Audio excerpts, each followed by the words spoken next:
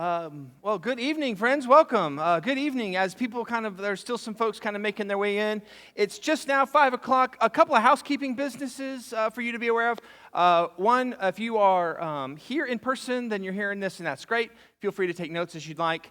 We will make sure that in the Tuesday Quick News that you'll get a link to this video in case you want that. This is also being live streamed. Two, you'll also get 2 additional links. One are these slides that I've put together, and there's a decent amount of them, and it might be difficult to see, so you'll be able to have those.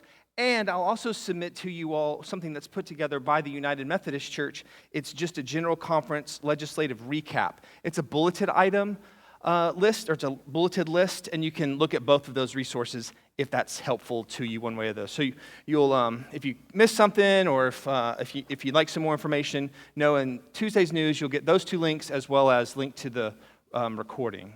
Pastor Dan is working the recording, so if you are watching this and are able to make comments or would like to make comments, know that Pastor Dan is there, and he'll give me a high sign if something comes up. 2, thank you to Sean for working the sound booth and making sure that this is available. He's also the one that edits this and then makes the link available to communicate out. So thank you, Sean, and to Carol for sending all this out later. Finally, just a couple bits of other bits of housekeeping. It's 2 weeks long. The general conference was 2 weeks long. I am guessing that you may be interested in 1 to 4 items. And I promise we will talk about those 1 to 4 items. I refuse to participate in the systems that we live in that takes complex and complicated ideas and puts them in a tweet or 140 characters to the point that it dilutes the complexities and the beauty that's behind the headline. Therefore, while we will touch on some of the concerns or issues or matters that you are here for, more than likely, I would also like to introduce you to the breadth and the depth of the entire United Methodist Church. If we are only defined by those 1 to 4 items, I'm also willing to bet that those 1 to 4 items that we're all abuzz about probably have very little to do about our global witness as disciples of Jesus Christ. Chances are those 1 to 4 issues are some social issue. I do not feel called to be a pastor of social issues. I am a pastor at Keller United Methodist Church as a follower of Jesus Christ. And so, if there are things that bubble up that have questions around some of this stuff, feel free to know that let's save those for the end, because how we'll present tonight is not a bullet point item. How I'd like to move forward tonight to present this is actually inspired by Scripture rather than just a legislative process. We are a people of the book, a good book, if you will. It's a logos. We are a people of the story. And the happenings of General Conference is a story. And so tonight, I'd like to try to tell a version of that story that has bits of information, of course, as well as try to capture the depth and the breadth of ministry of Christ that's happening in the name of the United Methodist Church around the world. I promise to be as communicative and clear as possible on things that I know. I promise to defer or say I will get back to you and will get back to you on things that I don't know. I also promise that each of these slides, if we take 2 minutes per slide, it's an hour. Okay? We've budgeted an hour and a half. If you need to leave before that, please know that nobody will take offense to that, because you may need to leave at a time, right? We all live in this world where every little T-shirt that you buy or movement that you make is being interpreted by all sorts of things. So if you need to get up and leave, you need to have the grace to leave whenever you need to leave, and nobody is going to interpret your departure as a result of anything that's being shared. Just you have a life. Yes? Okay. Finally, on behalf of my family, I want to thank you for allowing me to be present as a delegate at General Conference. I recognize it is a privilege and an honor, and it is supported by my family. However, that support can be limited if the congregation does not also support and participate in helping make that happen. So for the times that I was away and all the evening meetings for months and years, and those weeks at General Conference, on behalf of my family, we are very, very thankful and indebted to Keller United Methodist Church for creating the conduits and support systems for this to happen from my vantage point so that I can come back and share with a clear head, as clear as possible, what I've seen and what I come to understand. So with that, we'll open with prayer, and then we'll kind of get to things. Is that all right? Any other opening questions? Sean, we good? Dan, we good? Great. And so we pray. Gracious and loving God, for this day of rest, we are grateful for this Sabbath day in which you called very good. How wonderful it is to rest and to restore, to worship and to sing and to pray and to praise. We are honored that we are a part of a much bigger and grander story than just our story. We are a part of your story. You have adopted us. You have called us your very own. And for that, we are eternally grateful. And so guide our time tonight that it might be faithful to the ways that you would have us go, that we might have ears to hear, eyes to see, but most importantly, a soft, discerning heart, that it might turn not to issues, not to deep concerns of our own, but it might turn to you and to our neighbor, that we may be converted once more. In the name of Jesus Christ, we pray. Amen. We're going to try this little slide doohickey thing, so Sean can work the streaming. And if you've ever used one of these, you know that in order to advance the slides, you have to push which button? The down button, which makes total sense to me. So it's a story. You need to know that when we got there, opening day, it's been delayed for several years. And on April 23rd, it finally begins, which happens to be the day after AIDS Ministry Conference got together. Does everybody know that the United Methodist Church has been involved in AIDS ministry since the 80s? Well, there was a massive celebration the day before about the ministry and efforts around that. Additionally, April 22nd, does everybody know the United Methodist investment in Earth Day and our global stewardship? Maybe you know that within the Book of Discipline. The day before conference started, we celebrated ministry. So even before the, quote, work began, we were already honoring and celebrating ministry that exists. If you will, prevenient ministry. Now, opening worship is fantastic. It always is. It's remarkable. And that's what kicked off the whole event, the whole series of days. Now, this might come up a couple of times in any sort of reporting that you'll find. Was it a legitimate conference? I've heard that a lot, actually, from some folks, because there were a number of delegates from around the world who might not have been able to make it for various reasons. I'm not into those reasons. I don't really care. There's 1,000 reasons. It's complicated. However, here are the numbers. On that opening worship day, 751 of the 862 delegates were registered. That's 87%. Okay? 237 out of 370 from around the world. So there was a slight depression of people from around the world who were registered opening day of conference. Okay? Visa issues, travel issues, all sorts of things. Some people were very concerned about that and raised some hubbub because we want to make sure that all voices are heard. For comparison, you need to know that at the start of 2016 General Conference, only 91% of registrants were there. So on the start of this General Conference, 87% of people were there. At the start in 2016, 91%. 3% margin of error, we're close.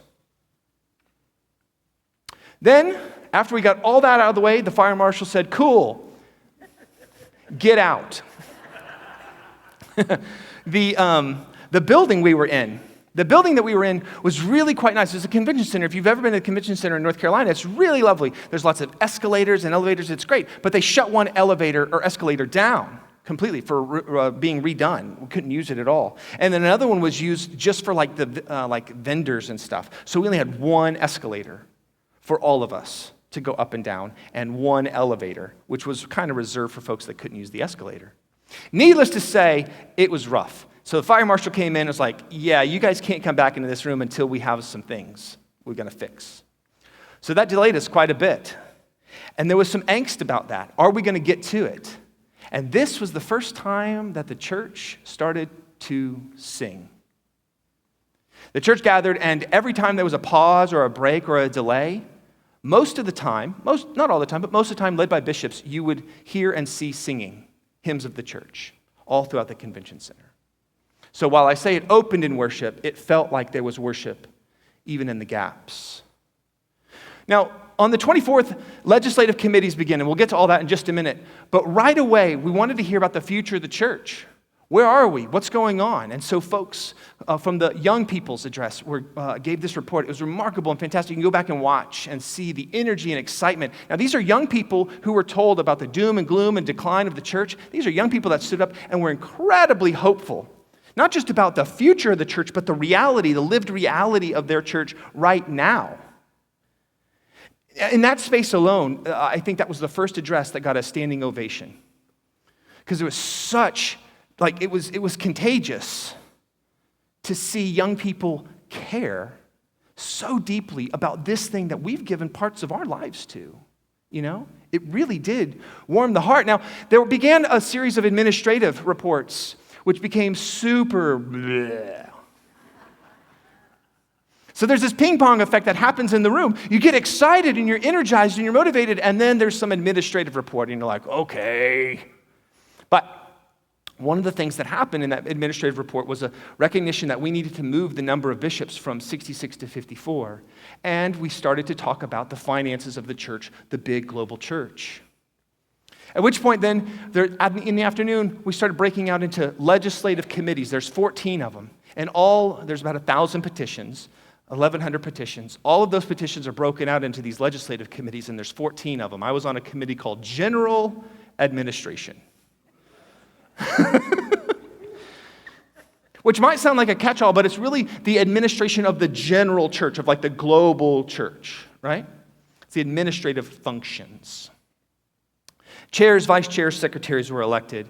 Folks from all around the world were elected as chairs, vice chairs, and secretaries, as well as sub-chairs. I was on a subcommittee, and that subcommittee was led by a woman who is now, she's in Africa. She lives in Africa, and I forgot her first name. I should have wrote it down. I apologize. But she's now on the Judicial Council. She's on the Supreme Court of the United Methodist Church. She was remarkable. And if you want to know what leadership looks like outside of an American context, it's different. This African woman, she led not by voting, she led by discerning. She genuinely wanted to listen and hear what everybody around the room had to say. She took time, was pacing us. And so in that room, you got a real sense of camaraderie and feeling okay, we're gonna listen. We're gonna really genuinely listen to one another. And we did. Our legislative committee definitely did. Now, the next day, 25th, something difficult happened. On the 25th, 78% of us voted in favor of the first of 8 elements of regionalization. Now, regionalization is a way in which the global church is going to be kind of submitted to be reorganized. There'll be 8 regions around the world, and these regions have some flexibilities within establishing mission and ministry within their region. Now, this was exciting in the room because 78% voted in favor of this. And if you did the math, because I did, even if all of the non-registered delegates, there were 87% that were there, if all of them voted against regionalization, it still would have passed overwhelmingly. So even, and of course they all would not have voted against it, but just, if you will, if they all voted in one block against it, regionalization across the globe was affirmed by the delegates. But what was sad is that even within the regionalization process, still, there's a group of United Methodists in the Eurasia Conference, which includes Russia, Belarus, and I apologize, I can't say Kazakhstan and Kyrgyzstan. Thank you. They'd been in a process to disaffiliate with the United Methodist Church, and what was sad and yet also hopeful, they left in a spirit of camaraderie and mutual respect. Their bishop spoke. We gave the floor. There was hospitality extended and words of affirmation for the whole process. And while Eurasia disaffiliated from the United Methodist Church to become what's called an autonomous Christian Methodist Church, they're still a part of the Pan-Methodist communion. They're just no longer United Methodists. And so there was some sadness about that, to be sure. But the level of respect that was garnered and given between those who were disaffiliating, even Russians, I think we all know in the United States there's some tensions there, right? Even that was met with great affection and Christian love. We understood, and they understood. There was prayer, and there was a blessing. Shortly thereafter, after that, there was a pause, there was a break, and then we started to talk more about the revised social principle. Now, we're going to do an underground seminary later on in the year about the revised social principles so you know what they are. But within the book of discipline, there are social principles. And over the years, they've been kind of cut and pasted and cattywamped together, and they're real clunky to read and sometimes contradictory. So the revised social principles is an attempt to submit new social principles wholesale, combining and editing and formatting and bringing to front issues that we hadn't brought to front before. So the revised social principles come out of committee with no changes. Because over thousands, I don't remember if it was 4,000 or 8,000 United Methodists all around the world for years wrote, examined, and talked about these social principles before they even got to this point. Then, after that came out, and there was some excitement in the room that, oh my gosh, we might actually have something to say. One of the most important addresses of the whole time, not from a bishop, but from the laity. Clergy had to sit there and just shut up. And it was fantastic. The laity spoke. And if you've ever been to different conferences in the United Methodist Church, you understand how important that is, because the laity represent 50% of the people in that room as voting delegates. We have equalization of clergy and laity. It's not just a clergy-driven conference. It's clergy and lay. And so their voice is given to, and that represents laity from all around the world, talking about their ministry and their context and the ways that Christ is transforming their heart through the United Methodist Church. And there really is a really potent witness given. Again, you can and should maybe go back and watch. I'll let you guess. Do you think there was a standing ovation? Of course there was. The committees continued to work on April 26th, and then on a vote of 702 to 20, we allowed those delegates elected in 2003 to become registered General Conference delegates. So, there was only 87 folks that were seated and registered.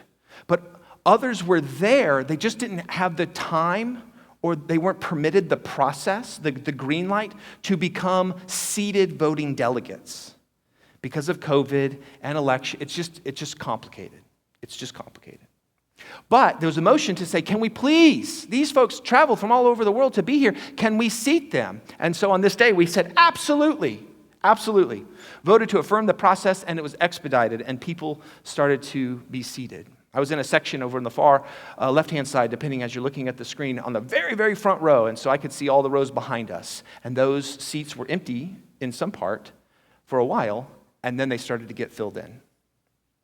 But after Eurasia left, some seats were empty. Nonetheless, as we moved through the next day, we started to see more social principles come to pass. And like I said, there'll be social principles that we'll talk about underground seminary, but one of the first ones that was adopted of the revised social principles is a section called Church and Governments and the Basic Rights and Freedoms. So just for whatever it's worth, I just put these sections just to give you a sense. The United Methodist Church will state that we affirm the equal rights, liberties, and protections of all peoples, regardless of sexual orientation and gender identity. Now, that's just one section out of a larger section. It's one of the more contentious ones. The question is, do we as a denomination affirm the rights and liberties and protections of all peoples or not? And under our current, or our social principles that are here, it was unclear. And so we as a church said, yeah, we affirm that everybody has inalienable rights, almost as though we've heard it somewhere before, right? That there are these gifts to be human. Additionally, within these sections of the social principles, we as a church do a number of things. We speak out against slavery, torture, genocide, and war crimes. We reaffirm the denomination's opposition to the death penalty. Does everybody know that our denomination is against the death penalty? We affirm health care as a basic human right. You know, we've had a lot of fights here in America about that, right? Our denomination says we think it's a basic human right. And we support the rights of indigenous, native, and aboriginal communities, migrants, immigrants, refugees, including the displaced and stateless people. If you've never read the revised social principles or the social principles, maybe you should. Now, you should know something about the social principles. Sometimes we get this confused. I'm going to use two words to kind of differentiate the two. There's doctrines and there's dogmas. I'm just going to use those words. Dogmas, we might say, are the creeds. Maybe you know some of them. I believe in God the Father Almighty, maker of heaven and earth. Dogmas. Not a single piece of legislation come forward to question any of our dogmas. Dogmas are those things that bind us together. They are the essentials of what makes Christianity Christianity and our particular expression of Christianity, United Methodism, its flavor. There's another set of things, we'll call them doctrines, just to stick with D's because I'm a preacher and alliteration's fun. Now, doctrines are less binding, they're less potent, but they get all the headlines because all the big fights of the past, is Jesus fully God, fully human? We've settled that question. Right? We settled that question. We already know that. It's dogma. But we spend a lot of time talking about the doctrines as though they are equal weight. They are not. They're not. As a clergy person, I might even disagree with some of our doctrines. I don't disagree with our dogmas. I call into question some of our doctrines, our old stuff and some of our new stuff. But I can tell you that I was ordained to this church and made promises to uphold our, if you will, to stick with the D's, our dogmas. Teach and affirm.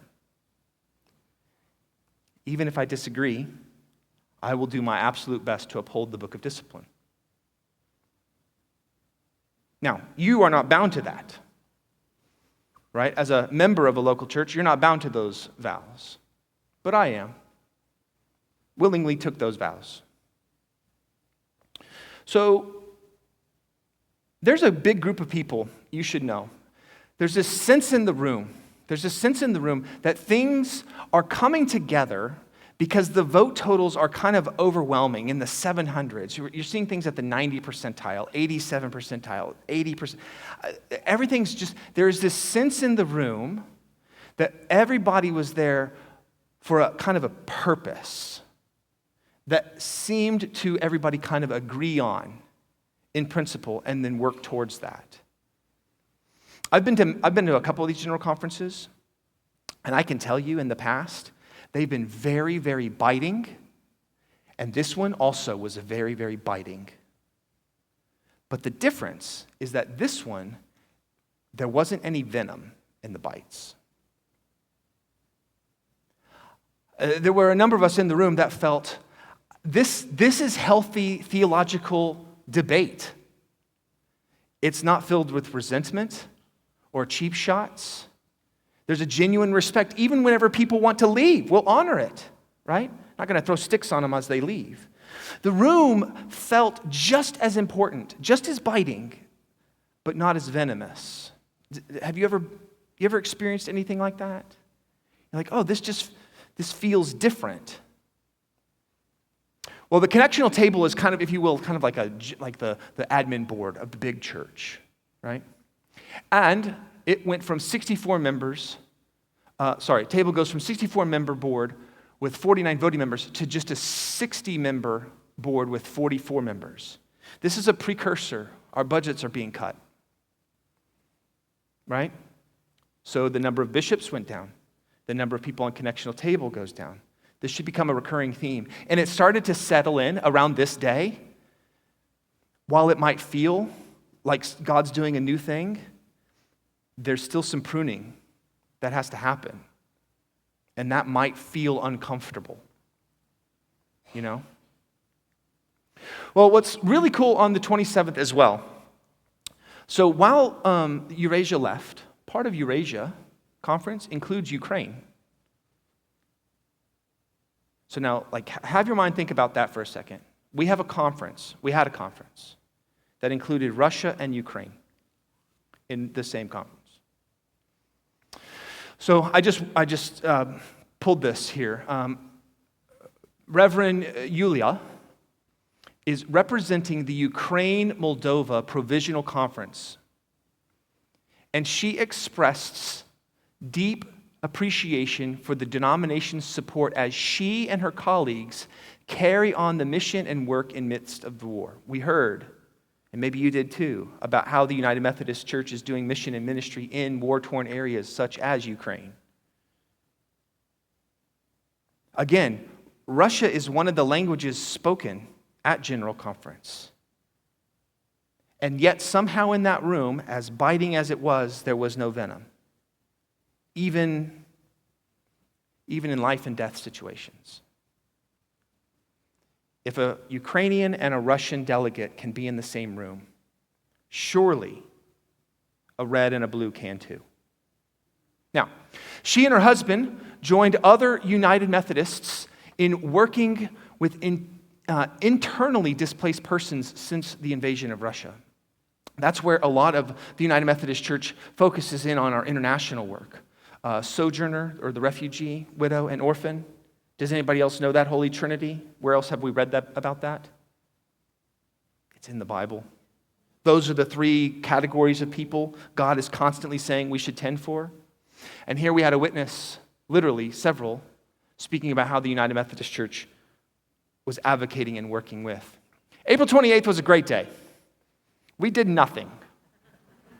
And it was needed. It was needed. As important as work is, as important as your work is, God says to rest. And so we did. Went to worship at some churches down the street. One was a United Methodist Church, one was not. I preferred the United Methodist Church. As you move through the city, though, you could tell that the United Methodists were there because everybody kept saying, "Hey, you're with that church." Has anybody been to Charlotte, North Carolina? It was my first time there. I'd never been there before. It was a great town. It kind of reminded me of Fort Worth, but a little bit built up instead of out, you know? In downtown Charlotte, I found 3 gangs of kids, or groups of kids, riding bicycles through the downtown streets. I loved it. It was great. And there were pastries and beautiful foods and fantastic people. The hospitality there is unmatched, except maybe in Fort Worth, right? But as you move through the city, there's a real buzz because all of the news that was coming out at that time was not as it had been in the past. This was the day that lots of people were very nervous of because it's Sunday papers, right? And what is going to be said? And we're not meeting that day to kind of refute or rebut. And so the reports that are coming out in the past on these off days were focusing in on all the external protests. And when I went to general conferences in the past, I'd walk through, some horrendous language. I love Jesus and I cuss a little too, but not like this. In the past, I would walk through different protests and signs and people just demanding action on this or demanding action on that. And if they saw that you had that little, thing with the lanyard and the little thing with the voting thing, man, it was tough. This year, every protest that I walked by, there were 2 that I walked by. They weren't outside, they were inside. They were silent protests, and then there was singing protests. It was different. I'm not saying it was great. I'm not saying it was perfect. I'm not saying it's idyllic, but it did feel different. There was just more worship in the space. Time to think. There were pauses. There was silence. There was opportunity to do some discerning and conversational work.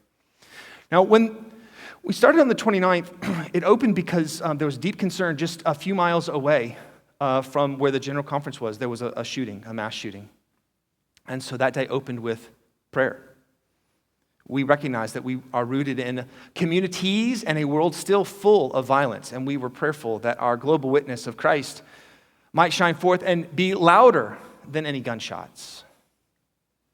Shortly thereafter, we did vote by that margin to add 2 more bishops in Africa and adjust Africa from 3 to 4 conferences. Maybe you know this, maybe you don't. But the global south, particularly in South America and Africa, Christianity is blowing and going. And United Methodism, specifically in the global south in Africa, is blowing and going. Now, that is true. It is also true that the numbers reported are not always the numbers that are confirmed. When we got here, when Esty and I got here to Keller United Methodist Church back in 2019, we were told that there were 800 to 900 people in worship on a Sunday. That was wrong. That's what we call a preacher count.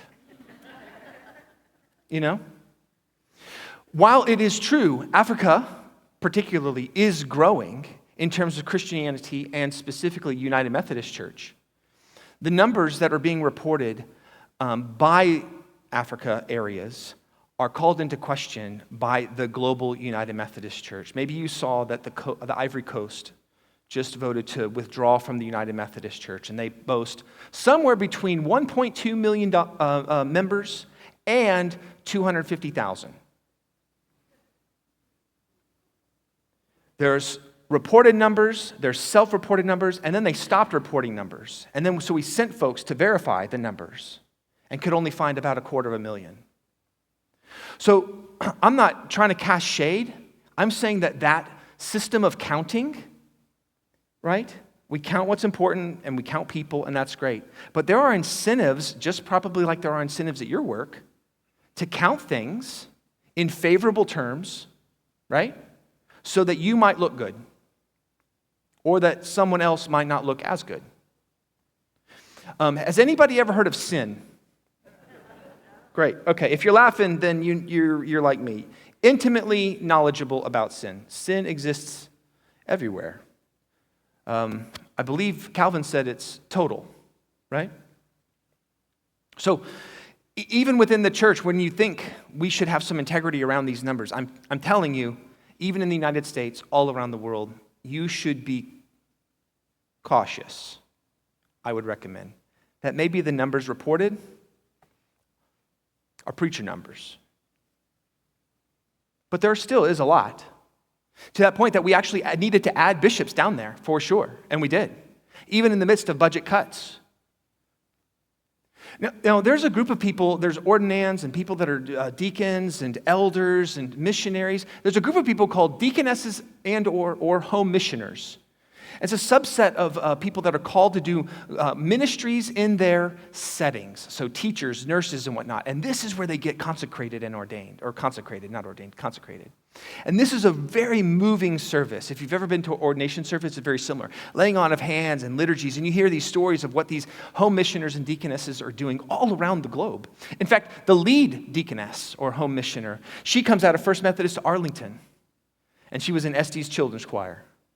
And she was there, and we got to see her lead this whole worship service. And so there was another representative of Central Texas Conference leading the general conference, affirming mission and ministry with these deaconesses and home missioners. As I mentioned before, sin is real. And we acknowledged within one of our votes to formally apologize for the role that the church history of racism and imposed colonial rule in and on the native people of Hawaii. So much so that there were two folks that stood up at a microphone, two delegates stood up at a microphone, and after this was passed, they read in the Hawaiian language words from Queen, I apologize, I don't know, the last queen of Hawaii, before she turned over power for the sake of her people who were facing, imprisonment and slavery and whatnot. They read her words from prison, and then we as a church formally repented and apologized for our participation and perpetuation of that. I think that's an example of the church heart turning and seeing the voice of the oppressed and the marginalized. Even if you and I didn't do it, you know what I mean? Even though we're not culpable, we have a responsibility. I've mentioned this before. If you work at a company and that company spills toxic waste, right? Everybody in that company's fired. They're culpable, right? But then, let's say Richard gets hired. Well, now Richard's responsible to clean up that mess. Now, he didn't do it, right? We didn't do this. We're not culpable, but we are responsible. And if, again, religion is anything, it's responsibility to self and to neighbor. So, the United Women of Faith, they gave a fantastic presentation because their presentation was led by our own Darlene Alfred, who is one of our delegates from the Central Texas Conference. There was dancing, and there was song, and there was video pulled in. It was one of the best sharings of the United Women of Faith around the world. Raise your hand if you're a United Women of Faith in this. Any United Women of Faith here? Great. If you are not and you are interested, you should see these folks. Beautiful ministries happening in all sorts of capacities. Then there's a thing called the Book of Resolutions right at the end of the day here that was passed, I believe. Yep. Right at the end of the day. So this is called the Book of Resolutions. Anybody ever seen the Book of Resolutions before now? Great. Anybody ever heard of the Book of Resolutions before now? Great. That's these. And these are set to sunset every 4 or 8 years. Well, because we haven't had a general conference in quite a long time, they were all going to expire. And so we voted to readopt many of these. Not all of them, but many of them. Resolutions. How many of you make New Year's resolutions? Right? January 1, you're all on board. January 2, less enthusiastic. Right? By January 5 to 6, yeah. My what? Oh, yeah, I'm good. Yeah, thank you. Yeah, I'll get to the 30th here in just a second. The Book of Resolutions, you might think of it in that way. In many ways, they are aspirational. They are neither doctrine nor dogma. They're resolutions. We resolve for this. There's a lot of debate and argument about these, for sure. That's why they expire every 4 years or 8 years, right? They're not the same weight as a dogmatic expression of faith, right? So if you've never read this, I bet half of this book you already disagree with, right?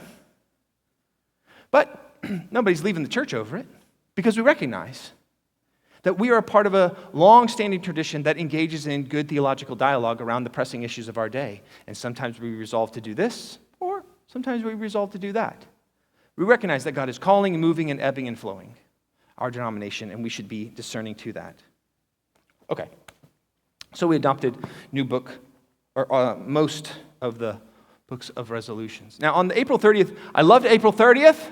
This was my favorite day because it was my birthday. Nobody cared it was my birthday because it was also the bishop's wife's birthday. Whatever. And you know how incentives are, right? So everybody there wanted to celebrate her birthday because that's where the incentives lie, right? A vote of 667 to 54, we removed part of the traditional plan, which passed in 2019. Now, in 2019, the traditional plan, which I'll talk about in just a second, passed at a vote of 438 to 384. Very, very close. Very divisive. Now, the traditional plan, for those of you who don't know, the traditional plan is just the moniker given to the name that is redoubling punitive measures for violations of the Book of Discipline if you marry a same-gendered couple or if you ordain a self-avowed practicing homosexual as was printed in the Book of Discipline. Okay? That was incredibly contentious, that traditional plan. So much so that a number of folks thought that the liberal churches would leave. Right? And then when the liberal churches didn't leave, right, through disaffiliation, and there were more delays, because if there's anything that we know about our tradition, it's that we will continue to stand and argue, right? Now, some of us, after a while, get tired of arguing. I get it. You feel like, I'm done with this argument, right? And those folks disaffiliated, and that's fine. They felt moved or called to disaffiliate, either by a local church or by individuals. Totally get it. We can talk about what they're arguing about or what the issues are, but in the end, we're just tired of talking about it, just tired of arguing about it. Because it was biting with venom, right? It seems as though almost we as a denomination are reflecting the cultural values where we no longer know how to talk about issues or people. We only know how to tear the other person down. We used to be a denomination that would build things up. Back in 1968, does anybody remember the summer of 1968, either in your memory or in your history books? Was that a pleasant summer? Hell no. It was a disastrous year. It was horrendous, right? What year did the United Methodist Church, in the midst of all of the tearing down that was happening, what year was the United Methodist Church dawned? 1968. And where was it at? Dallas, Texas. We have been a denomination that have always been builders. We've always built. To unify, to seek, to build. Always, since our inception. Even in one of the most politically volatile years in America, the United Methodist Church built a new thing. Right? That's part of our DNA. But somehow, for whatever reason, over the years, our church, our beloved United Methodist Church, has fallen into the habit of, if you will, laziness. Not, we're not working or we are working. It's that we're just reflecting what they're doing out there and bringing it here. We're no longer actually having discerning conversations. We have debates. What? Are you kidding me? That's not in the Bible.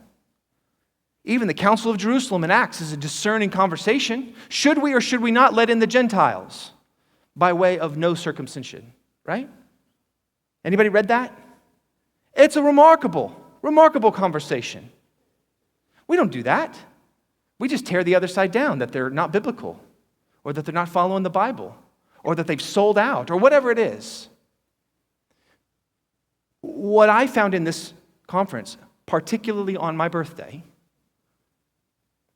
was this is the same year that the United Methodist Church built a new relationship to be in full communion with the Episcopal Church.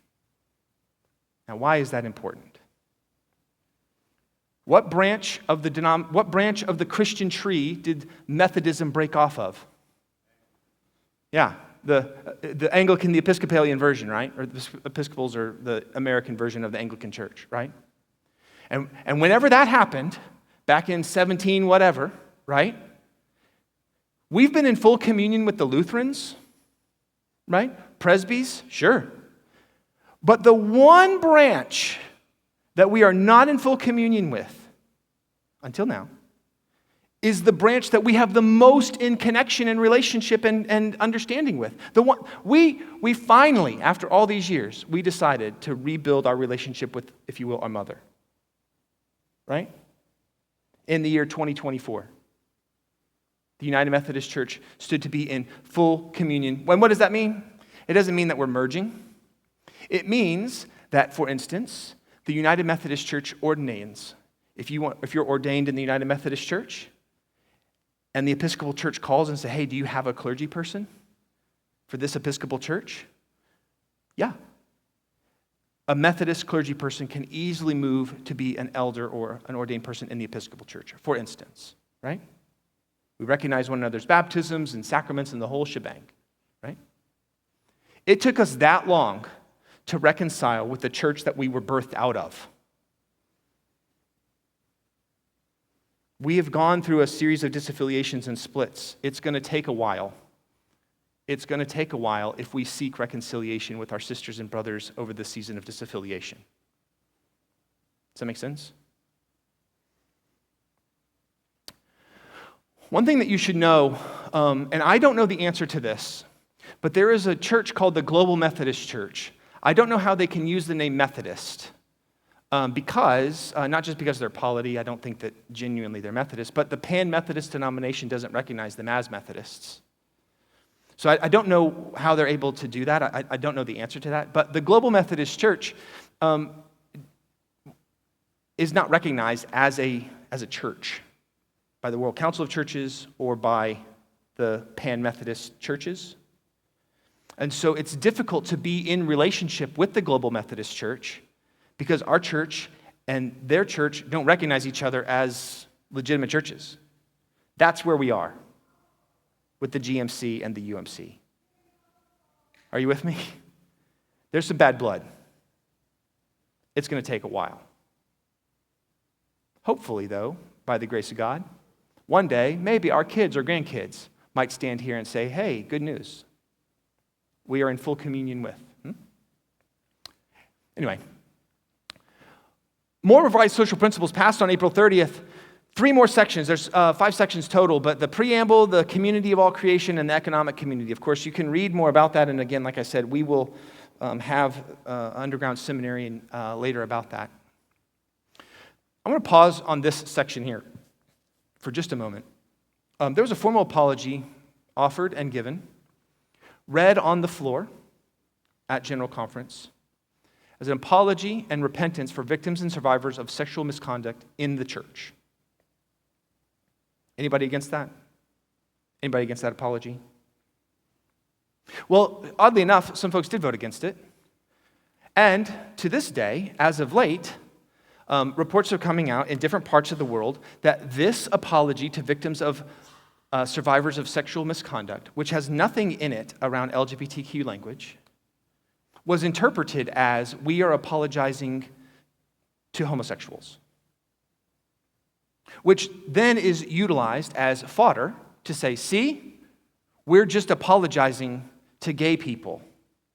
This church is no longer my church. If you go and read the apology, it has nothing to do with that. It has everything to do with the atrocities that I think we are aware. I don't need to go into. Are you with me?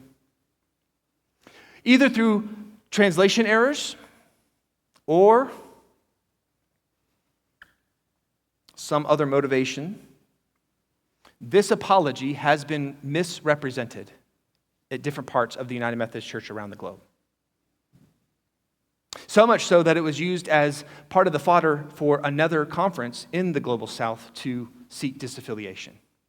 And then after that conference voted to pursue disaffiliation, it came back and said, oh, we apologize. It actually wasn't that apology. It was an apology for something else. I love the United Methodist Church. I think it's perhaps one of the most beautiful iterations of church that there could possibly be. I also know that sin is total. And sometimes, even the best of us succumb to our own motivations and prejudices. If you read this apology, I hope that you would. It was read on the last day of General Conference. And it was read on the last day of General Conference, even when the presiding bishop said, we don't have much time.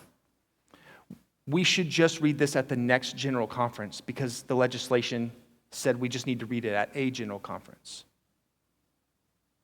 That was not well received. And so, with persistence, more individuals stood up and said, Bishop, we really think this needs to be read now. We had an hour and 15 minutes left before we had to get out of there. And so we did. It wasn't read on April 30th, but that's when it passed. So you can start to see some of the ebb and flow, right, of what's happening. There's worship, there's great speaking, there's beautiful preaching, and there's also some real strong repentance. There's some changes in the denomination that we're not quite sure what it all means. But on April 30th, something quite historic happened. Bishop Tracy Malone of the East Ohio Conference became the president of the Council of Bishops. She's the first African-American woman to become the president of the Council of Bishops. Additionally, we celebrated Africa University. If you don't know, Africa University, called the Jewel of Africa. It's a fantastic university. There was debate about how much money we should or shouldn't fund it because it graduates excellent candidates and individuals. But again, I would offer up, it was stated from the floor that perhaps we don't need to add the additional $10 million to the $10 million that's in our budget because Africa University has a $100 million endowment. That was the first time I ever heard that. We've been funding Africa University for quite some time, and it's a beautiful place. It's fantastic. One day, I really hope to go there. It's remarkable what they do. But to hear that there's a $100 million endowment and petitions for an extra $10 million didn't sit well with a lot of folk. And so that extra 10 didn't make it into the budget. We're just funding Africa University at levels that are in the budget, not extra. But when it was shared that that endowment existed, I can tell you there were a number of people that were like me, and that was the first time they heard that. So again, there were some bites that were happening. Now, as we move through, May 1st was probably the day that flashed across the newspapers and internets most loudly down here, I would imagine. On May 1st, what was called the gay clergy ban was removed. In 1984, there was a ban on the ordination of clergy who were, quote, self-avowed practicing homosexuals. And this ban, back in 1984, on May 1st of this year, was revoked with approval of 93%.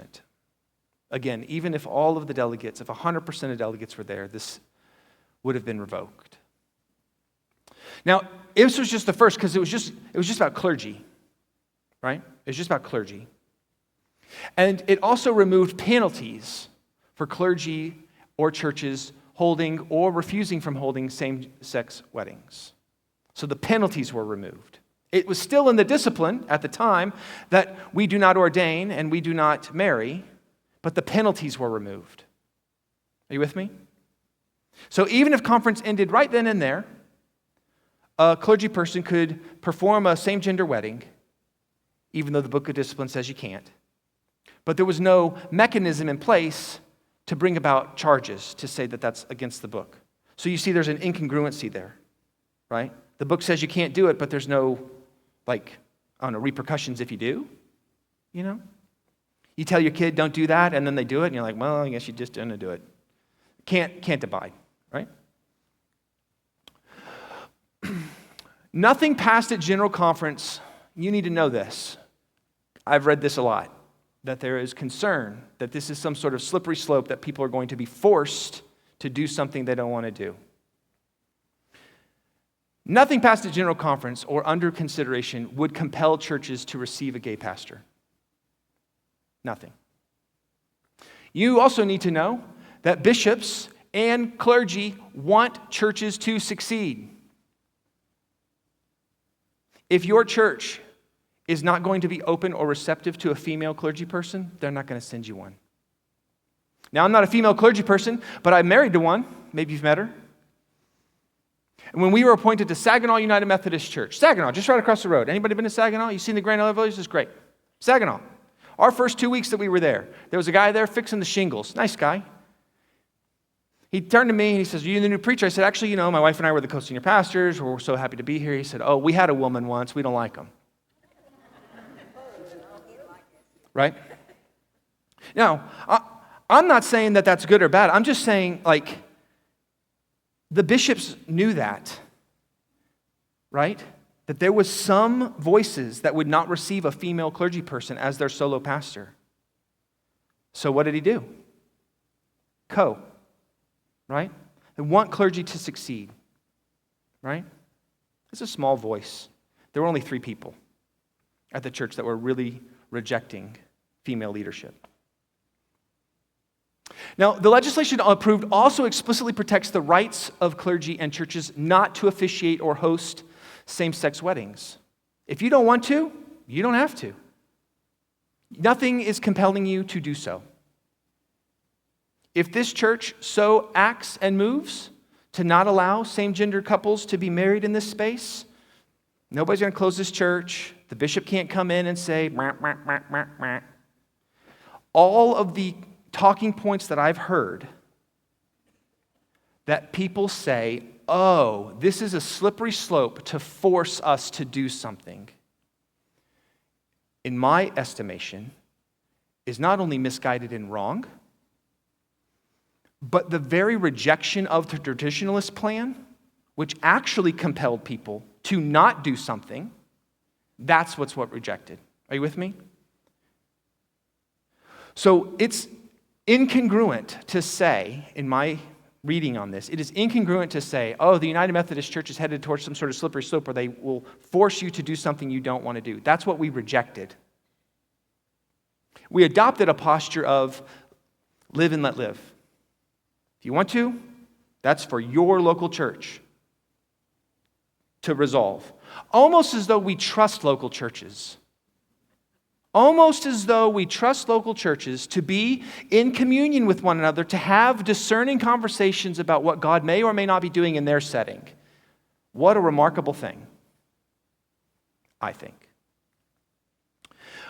May 1st was a big day because also on May 1st is when the disaffiliation paragraph ended. Paragraph 2553, that was the policy that permitted churches to disaffiliate from the denomination. And it was lauded, like it was toted out and said, and because of this, there will never be a printed book of discipline that has a disaffiliation paragraph in it. And there's lots of people that applaud that. Okay. I'm not sure that that's something applaudable. I'm not sure that it's helpful to forget a painful time. Scripture is replete with many, many convictions of God saying, remember, right? Remember. Not redo it, not repeat it, but remember it. So yes, this paragraph will never appear in a printed book of discipline. And I'm prayerful that it will not be removed from our minds of how painful it was to see my friends, my peers, your loved ones disaffiliate, and how hard it was for all of us for 2 years. Now, there was a passing of a petition which deletes that paragraph from the book of discipline. And that was that.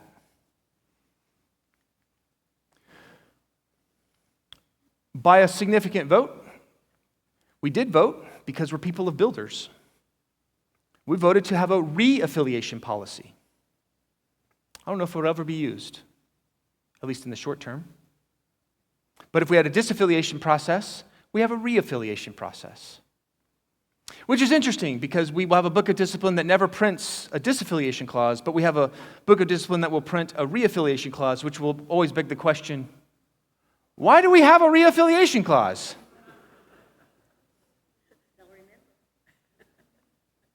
The last piece of regionalization passes. There's several parts to regionalization, this whole reimagining and restructuring of the denomination, which we will talk about later. I don't feel it's appropriate necessarily to talk about now because it requires constitutional amendments. And everybody remembers from their civics class in the United States, if there's constitutional amendments and the Senate and they all pass it up there in the big White House area, great. What has to happen next? The states have to ratify it, right? In our case, we don't have states, we have annual conferences. Your annual conference delegates are the voting members of all of those regionalization plans. Now, we won't vote on regionalization or ratify it or even seek to ratify it until next year, 2025. I tell you that because if you are interested in being a delegate from Keller United Methodist Church to the annual conference to vote on these matters, you should let me or the lay leadership team know, right? But it requires 2/3 of the aggregate vote of the entire global denomination. We've passed regionalization before, years ago, but it failed to ratify by a slim margin. It was also the same year that we failed to adopt a resolution that says we agree that we disagree. Let that kind of sit in your noggin for a little bit. We couldn't even agree that we disagree. We disagreed that we agree that we disagree. Silliness. Anyway. You don't need to know too much about the retirement plan, but the United Methodist Church is moving more towards a traditional, away from a pension plan and more into a 401k situation. I don't know how anybody else feels about that, but there were a lot of mixed feelings about it, particularly around marginalized groups, where their 401k contributions might not be at churches that are really prestigious or big, right? So there's some, again, biting and trying to figure out how do we do this justly, right? Because I didn't apply for this job. You didn't hire me. I was appointed, right? And so now my retirement is tied up to how my bishop feels, you know? Like there's some questions around how do we do this equitably and justly? But we can learn more about that later because I don't know much about it. You also need to know another first. That's Bishop Wilson. Cool dude. We voted for him, elected him on the first ballot. And what makes him remarkable? Not just because he's a faithful witness of Jesus Christ. Bishop Wilson is the first Native American bishop ever elected. He's from Oklahoma. He's from our jurisdiction. He's one of ours. He, one day, could have been our own bishop. Bishop Wilson not only gave a beautiful sermon about Native traditions and about listening, but then he presided over General Conference. He went on to say, what would that look like if we made plans looking ahead 7 generations and how these decisions affect all people? Can you imagine how that would impact this denomination and most importantly, this world? There he is preaching. That's his question. That's how his tribe thinks about making any decision. Not how it will affect me or my kids or even my grandkids, but 7 generations. Do you and I have the imagination to even have such a dialogue, right? So from that day on, everybody was wondering, what would these decisions impact 7 generations? And the mood started to shift quite a bit, actually, from Bishop. I don't know how important this is for you all, but there's a judicial council. It's the Supreme Court of the United Methodist Church. Long story short, we had to elect a whole new slate, all 9 of them. And there was some hubbub about how to do that and why we needed to do that and whole thing. But they're elected. So there were 2 current members who were reelected, 2 previous members that were elected, and 5 new members elected. We have a brand new Supreme Court in the United Methodist Church with some institutional knowledge carried over, broad representation around the globe, and a good amount of new folks who are all classed out, like put in classes for graduation purposes for retention and retaining wisdom. Also, we approved a resolution condemning racial, ethnic discrimination and gender-based violence against Asian Americans. There was a good amount of conversation about the rise, particularly after COVID, how the rise of violence done towards Asian Americans increased, and the church stood against that. Friends, it was 2 weeks long. We did a lot. You might be here to learn more about this, the incompatibility in the marriage clause.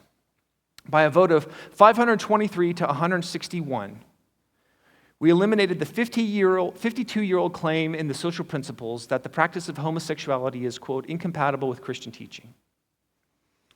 Now, what's interesting about that is 52 years old.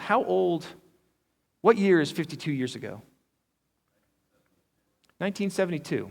When was the denomination founded? 1968. This clause was put in after our denomination founded. The question at hand was, can we please stop over-legislating ourselves and get back to how we were in 1968 under the principles of trusting our our churches? Can we please, or do we really think that having large structures that dictate and mandate every single thing is helpful? I don't know if it's helpful. I've not found it overly helpful. So we got back to what it was back in 1968. Additionally, marriage was changed, or this phrase was put in there. Marriage is a sacred, lifelong covenant that brings two people of faith, an adult man and an adult woman of consenting age, or two adult persons of consenting age, into union with one another and into deeper relationship with God and religious community. This is now our definition of marriage in the social principles of the United Methodist Church. There was some debate about this quite a bit on the floor, specifically around the phrase consenting. Different parts of the world, I don't know if you know this or not, permit marriage. In different parts of the country, permit marriage, or there's marriages that happen under non-consenting situations. We continue to advocate as a denomination to reclaim and uphold the agency of an individual to be consenting into entering these relationships. Additionally, it was added from someone from outside the United States that perhaps we should have the phrase of two people of faith, an adult man and an adult woman of consenting age, right?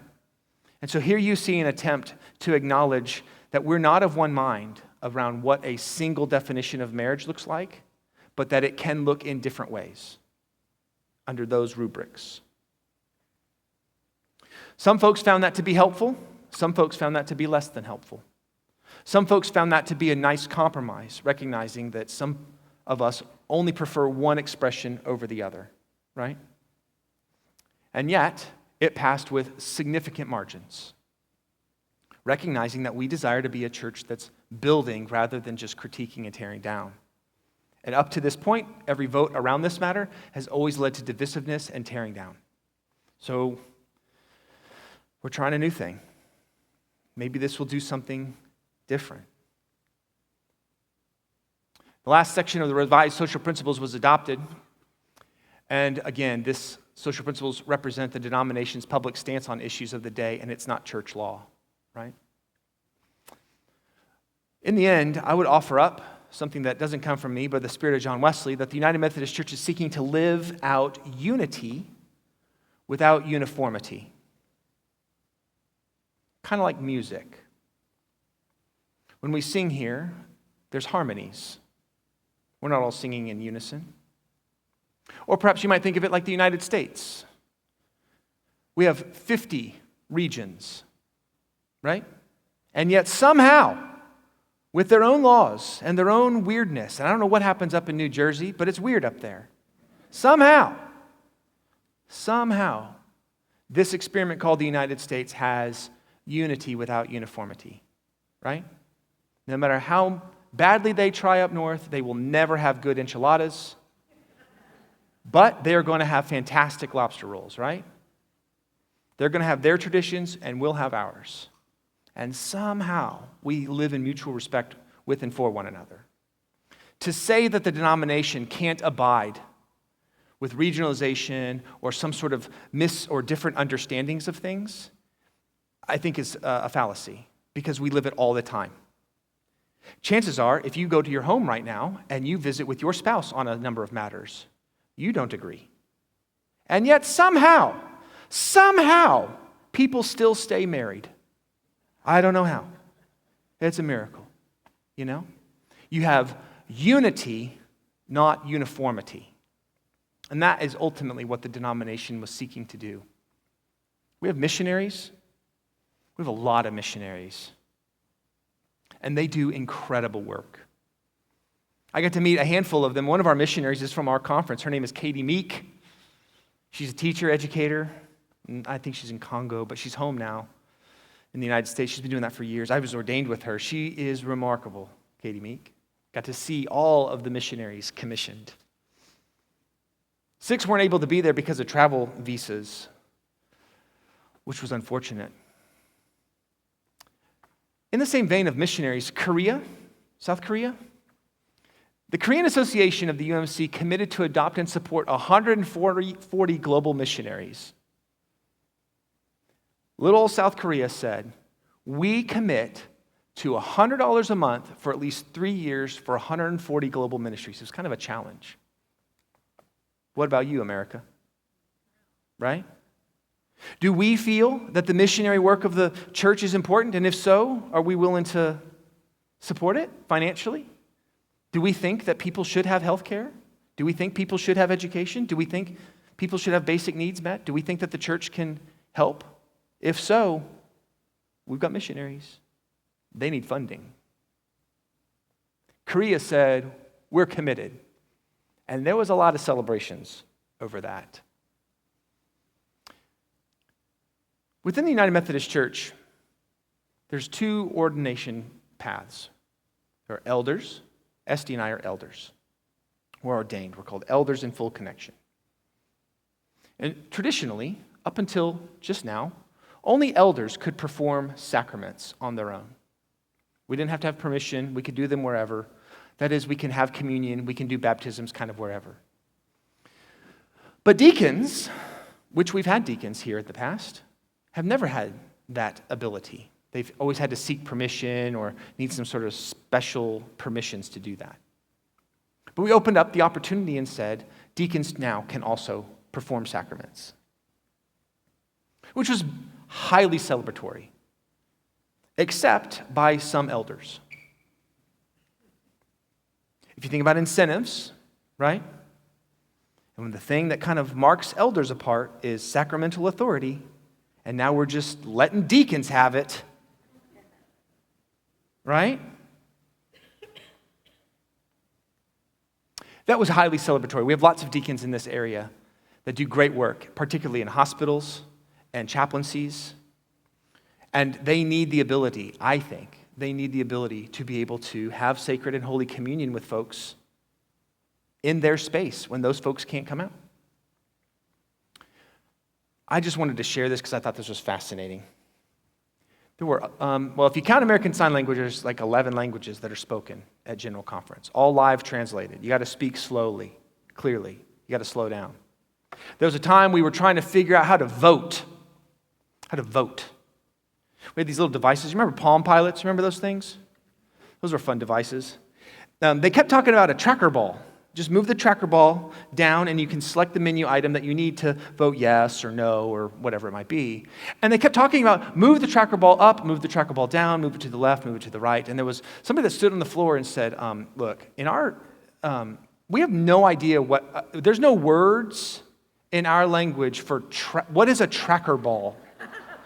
What is that? Now, it's a silly kind of lighthearted example to point to. When we can't clearly and cleanly communicate about a tracker ball on how to vote, right? More sophisticated and complex matters are also going to be lost in translation.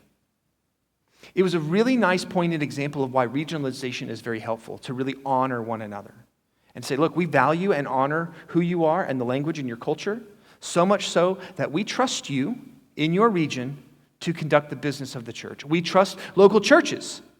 We trust clergy. We trust your trustees. We trust your boards. The United Methodist Church, from my vantage point at this general conference, put its foot in the ground and says, we're tired.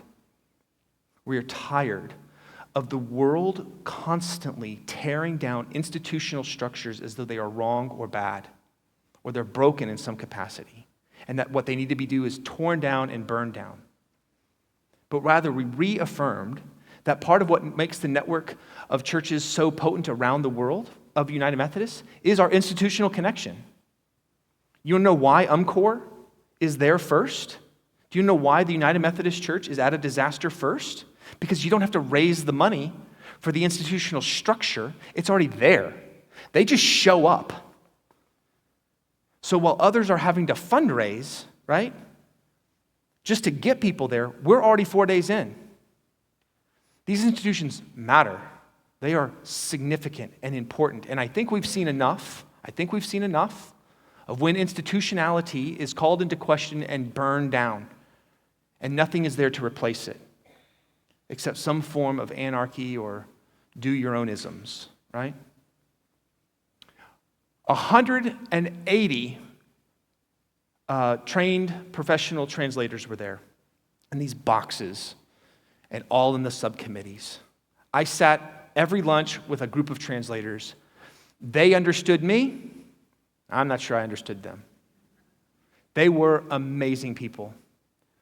Talk about, I struggle with English. These folks were remarkable in what they could do and how quickly they could process and then re-articulate.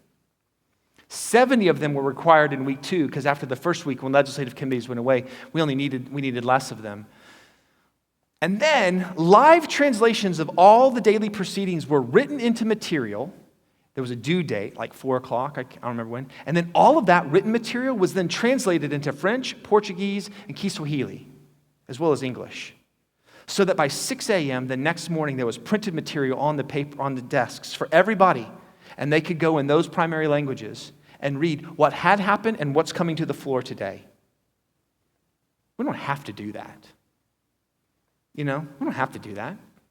America has most of the votes. We speak English. Commerce of the world is in English. We can just say, yeah, speak English. Get with it. We don't. We genuinely care. We want to make sure that folks really understand what we think God is calling and asking us to do. A lot of celebrations on the 2nd of May, 100th birthday of the United Methodist building in Washington. Has anybody ever been to this building, by the way? Do you know who houses out of there? This building is near the offices of the Supreme Court. When I say near, it's across the street. It was completed in 1923. It's been there 101 years. We've had it for that long because that's where the United Women of Faith house out of, as well as some of our other agencies. Finally, we get to the end. We approved a budget, essentially cutting it in half. Now, here's a weird incentive. The churches were trying to figure out how do we increase apportionment giving, knowing that apportionment giving might not happen, or connectional mission giving. How do we do that? How do we increase that? Knowing it's also a burden for lots of churches in this season, so how do we do that? So this was an interesting compromise. We have this denominational budget of $373 million, and that total is contingent on the collection rates being at 90%. Or more for the next 2 years. If all of our collective global connectional giving is below that 90% threshold, then the budget bottom line moves to 353. Okay, now, think about incentives. If you are someone who does not want to pay apportionments, this structure actually incentivizes us to pay less apportionments. Right? Because if we don't meet that 90% threshold in 2 years, then the next couple of years, our budget goes even lower and we have lower apportionments. So in an attempt to compromise to actually bolster apportionments, in my estimation, we've built a system of incentives in place to actually depress apportionment giving. Sometimes when we try to fix something, we mess it up. Anybody ever done that? Not me. I've never done that. The budget will be somewhere between 38 and 40% lower. And then it's approved a plan for distributing the 32 bishops from 39 bishops all across the United States. That creates a bit of a hiccup for us here in our jurisdiction, which I'll talk about at another time. This is the last slide. Bishop Tracy Malone presided over the last day, and it was tense the last day because there was still so much to do, and we have to, by our own rules, address all of the petitions, but we didn't have any time. We had like an hour left, and we had, 50 petitions left. And so what we ended up doing is we moved to refer these petitions to other standing committees so that they're not lost, but they'll come back to the floor of the General Conference and in the next time we meet. But as we were there scrambling to try to figure out to literally get done in time, otherwise we start getting charged money, Bishop Tracy Malone at her last words said this: as you go forward from this General Conference, tell the world about Jesus. There's a long pause there. What should we be talking about out of General Conference, really? As you go, tell them about his love. As you go, be love. And so let us walk together, beloved. Let us never grow weary of doing the work of the kingdom. I know that you are probably here for lots of different reasons. But I would hope that all of this fire hose of information that I've shared with you, that you might walk out of here in the same spirit that Tracy Malone, Bishop Malone, president of the Council of Bishops, Tracy Malone, has said. That we would go and tell the world about Jesus, full stop. So let me ask you this question, and then I'll open the floor for questions. You don't have to raise your hand. How many of you in the past month have talked to a beloved, someone, anyone, about a social issue that you read on the news? You don't have to raise your hand, but how many of you, and just in the past month, have you talked to somebody about social issues or the news events or whatever? Tally up those numbers of people. What was it? 1, 2, 12, right? Okay. How many of you in the past month have talked to somebody about Jesus Christ? Tally it up. It's the same number? Are we talking more about whatever the hell CNN is talking about? What are we really talking about? Right? Tell the world about Jesus. Full stop. Jesus was the only one, is the only one that's ever transformed the world. We count time differently because of him. Jesus is the only one that transformed my heart, and I know it's the only one that transformed yours. It's the only thing that's really worth talking about, getting worked up over. How passionately, how deeply, how desperately do you and I genuinely love Jesus, or do we just love our particular positions and opinions? How has Jesus changed your heart? What is God saying to you today? I don't care what Fox News or CNN or what, who cares? What is God saying to you each day? Are we in tune as we are with our news feed? Are you willing to proclaim the resurrection power of Christ in your life as quickly as you share something on the social medias? Whatever our issues are in this denomination, whatever is said in these maroon books is really secondary to how we live our lives, telling people about Jesus. So go and tell people about Jesus, please. Okay, that's an hour and 22 minutes. I'll do my best to respond to any questions that you may have, if there are any. As I mentioned, there'll be some material all this will be sent out next Tuesday, as well as video links and a couple of other packets here. I've got a little microphone. We'll take some questions here. Yeah. Awesome, thank you. When you mentioned the reaffiliation process for churches that have left the UMC, is there a similar process for clergy who may have left and want to reaffiliate? Yeah, reaffiliation process is robust and covers all sorts of different things. The clergy are a little bit different, their process. There's always been a way to reaffiliate or reconnect through the boards of ordained ministries. So this process doesn't necessarily address clergy because there's always been a process. Mm-hmm. Yeah. Thank you. I actually don't have a question, but I wanted us all to have a chance to thank you for the effort you put in at General Conference.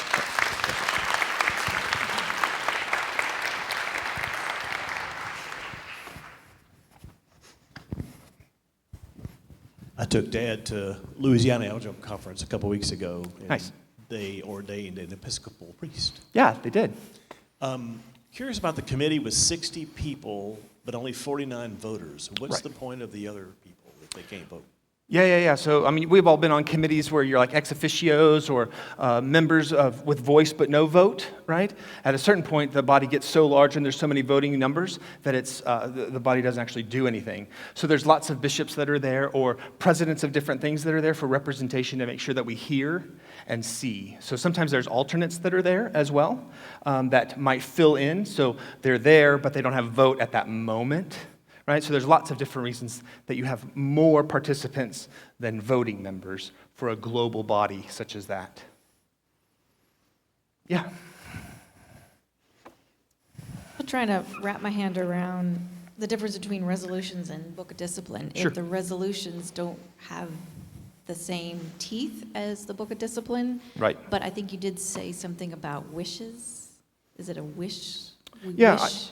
Yeah, I would say that the book of resolutions is like aspirational, that you can wrestle with it, that you can kind of connect with it and say, what does the church say about this? What does the church say about affirmative action? Anybody know? Great. Read the book of resolutions, and you can at least get a toehold and say, okay, well, here's where the church that I'm a part of kind of starts with. You can agree with it, you can disagree with it, you can modify it, you can change it, I don't know. What do you think about the context of caring ministry in the United States?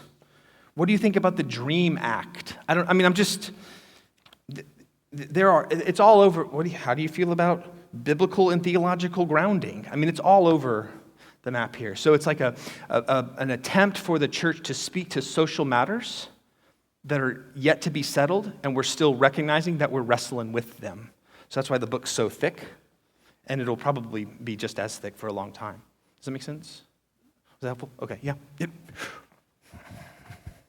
Yeah. I guess I'm the only one on this side. I don't have a question. This is a comment.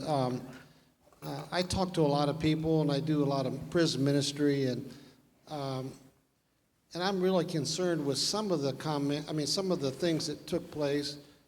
For example, if something is clearly incompatible, why would they strike the language? And part of the reason I say that because I've met so many people, they're more influenced by the culture than the church.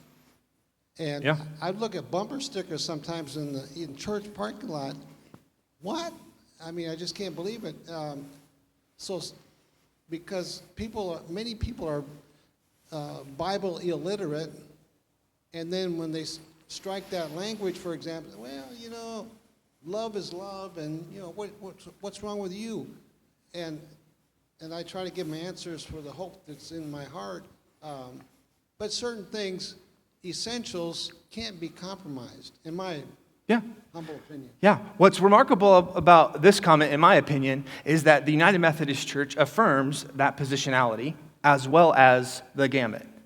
So the question that I think we are faced with is, like Jim's saying, do we want to reflect our culture and be so influenced by our culture that we will choose to only be surrounded by people who are like us, who think like us, who talk like us, who believe like us, right? Anybody read the book, The Big Sort?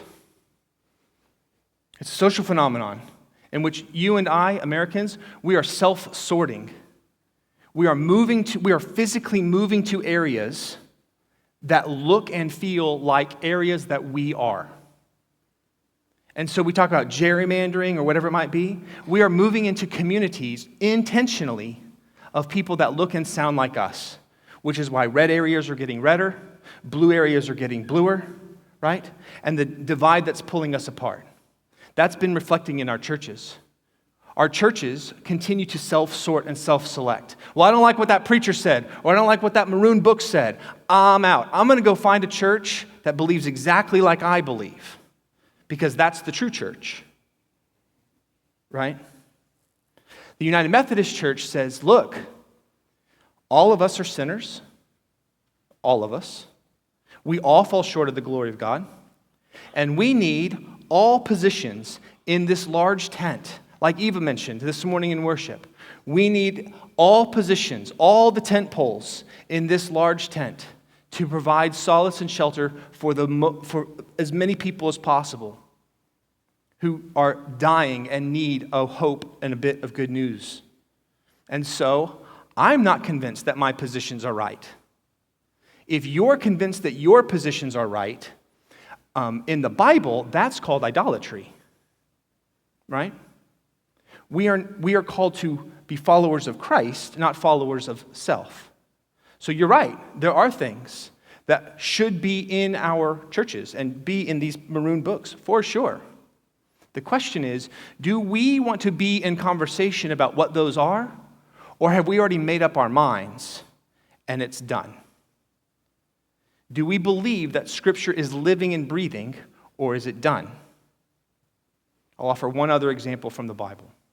I already mentioned the Jerusalem Council, right? It's clear in the Bible. It is abundantly clear in the Bible that the faithful Jewish people do not do these things, these commandments. It is clear. And if you're going to be a part of our community, our Jewish community that follows Jesus, you should have to convert to Judaism first. It is clear in the Bible that we have to do that. And yet, that's not where the church resided, right? They said, okay, you don't have to be circumcised to be a part of this Jesus movement. You can. There weren't a lot of people that signed up for that. But you don't have to be. So I would offer up, the church, even in the early days, created conditions where it was open to the possibility that we might be wrong, but we desire to be in community with people, in communion with people, in relationship with people, to help one another have our hearts turned to God and neighbor. It's really hard to have your heart turn to your neighbor when your neighbor looks like yourself. And if your neighbor looks like yourself, it's probably not your neighbor, it's probably a mirror, right? Yeah. Go Rangers. You're good. Yeah. In the U.S., you said bishops were reduced from 39 to 32, I believe. Correct. Was that strictly based on finances? Mostly, yes. And are those 7 people, men or women, are they now former bishops? Did they retire? I mean, what's their role? Yeah, great question. Yeah, they'll have to retire or they'll have to move. Mm-hmm. Yeah, like our jurisdiction, we thought that we were going to have 7 bishops, but we only get 6. And so we got to figure out, maybe we could get one of those bishops to retire or maybe transfer them to the West, and then the West has to receive them. It's a question for the jurisdictions. How are we going to adequately cover the United States with these number of bishops? How are we going to do that? The jurisdictional conference happens later on this summer, and I'll be able to come back and share what happens in Arkansas there. But yeah, those questions, that's a really good polity question that is still to be determined. Yeah. Early on, first or second day, you said Eurasia, yeah. Disaffiliated. Correct. Can you just tell us why and why it was so quick? What their reasons? Yeah, it wasn't very quick. It's been years in the making, but I do not know all of the reasons why Eurasia disaffiliated. Part of the disaffiliation of Eurasia was also to make it so that Russia, the Russian language, no longer is an official language of the General Conference. So it may be some of the issues that we're kind of wrestling with here in the United States. It may also be some geopolitical issues where Russia doesn't want to be affiliated with anything in the United States, and therefore it becomes autonomous, Methodist, right? I don't know. And to speculate, I probably am over my skis. Yeah. Question in the back? I know that we're at time. We'll do this one and one more if we've got another one. With the budget being reduced or staying stagnant, how is the global church assuring that the churches that need it most, their needs are still being met? Yeah, so that's a great question around how to allocate budget monies that are available. And not only does the church have budget money, there's also reserve funds and designated funds, so there's official other pools of money that are available. There's also possibilities for the church to partnership with other agencies and groups for other funding sources as well. So those questions all get resolved at the general agencies for administration. Sorry. So I do not know the answer to how all of that will be done, but I am confident that the church, that the leaders that are in those agencies are very wise and clever and smart to know how to appropriately allocate as best we can. I disagree with some of their decisions sometimes. For instance, the United Methodist Church is pretty notorious for underfunding our communication wing, which I think is unfortunate. But we take all those monies and then reallocate them to mission and ministry, which is great. But then nobody knows that we're doing those things, you know? So then we're not getting folks that are energized and excited about that to fund that, and it creates this kind of feedback loop. So there's that kind of perennial balance of how do we minister and also tell our story, right? Yeah, so those are great questions that will be hashed out over the next 4 years, for sure. One last question, if any, before we go. Yep. So in a previous annual conference, we cut money for youth programming. Was there anything said at annual conference about that? Yes. A couple years ago, a previous bishop, who's no longer a bishop in the United Methodist Church, functioned and they cut the whole youth department of the conference, trying to operate in a different way, and that was not well received. I'm not sure that the outcome was the issue, but the way that he went about that, the way that it was done was incredibly problematic. It felt very heavy-handed, unilateral, and without any sort of consultation. Our current bishop, Bishop Reuben Sines, part of the reordering and the unification process is to actually establish that as a conference ministry. What that looks like and how that looks like is to be determined. And we'll learn more about unification whenever that conference happens later in the fall. And after that, we'll do another one of these sessions just for our annual conference and unification, because we've already got a lot of information. But yeah, that is taken into account under the new unification plan, for sure. Friends, I'm very grateful for your time. It's been 1 hour and 35 minutes. And so for your patience, kindness, and openness of heart, but perhaps most importantly, for the fortitude of your bottom, thank you so very, very much for tolerating and engaging with this. To me, I receive your presence here, your questions, your comments, and your heart as a deep reflection of your care for the ministry of Jesus Christ in the United Methodist Church. And I am very grateful and honored to be a pastor here. And I'm slightly terrified, if I can be so bold to say, to be no longer a co-pastor. And so I want to tell you, this is kind of related but not related to General Conference. I just want to tell you that the next season at Keller United Methodist Church, it's going to be different. And I'm really grateful that I have a long-standing witness here of folks and members and guests and staff and other clergy who really desire for this place to be reflective of Christ in this world. And so for the ways in which I might fail you in the future, or for the ways in which that I'm failing you now, or for the ways in which I've failed you in the past, I'm going to have to start saying I'm the senior pastor of this church, and I take that seriously, and I'm very humbled by it. Authority is something that isn't granted just by decree, it's earned. And I hope to continue to earn the authority to speak in this place with and for you. And so thank you for your love for Keller United Methodist Church. Thank you for your love and affection for the United Methodist Church. But as Bishop Malone said, most importantly, thank you so much for your love of Jesus Christ. And so go and speak boldly a good word of Christ. Amen? Amen. Thank you all. Thank you, Sean. Thank you online. Hooray. Bye-bye.